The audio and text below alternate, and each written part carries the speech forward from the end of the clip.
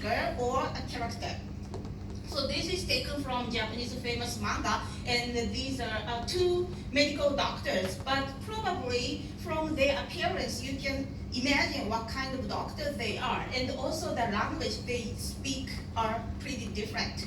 So this is called role language. So the personality and their language can be matched in manga especially.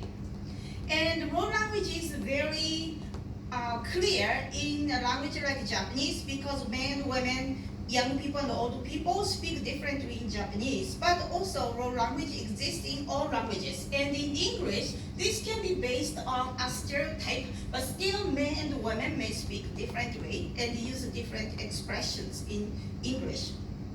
So, in my writing class, I introduced the idea of role language, so using Japanese manga. So we actually had a 100 minutes class, and for 60 minutes I spent role language analysis. I gave my students a theme of the day. So for example, like language of young girls, how young girls speak in manga. And then my students analyzed the role language using Japanese manga first. And after that, they do the same activity for English. So the students can compare the differences and the similarities between two languages. What kind of features are associated with young ladies in Japanese, and what kind of features can be associated in English.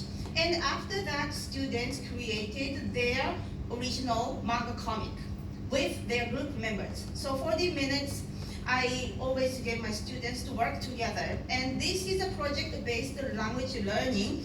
And the students have to make a manga that introduce local restaurants for foreign visitors. Because Fukushima Prefecture, where I'm from, is affected by tsunami and earthquake 8 years ago, and we lost a lot of tourists. So we thought maybe it's a good idea to make manga comic for tourists so they can get some information about the local society.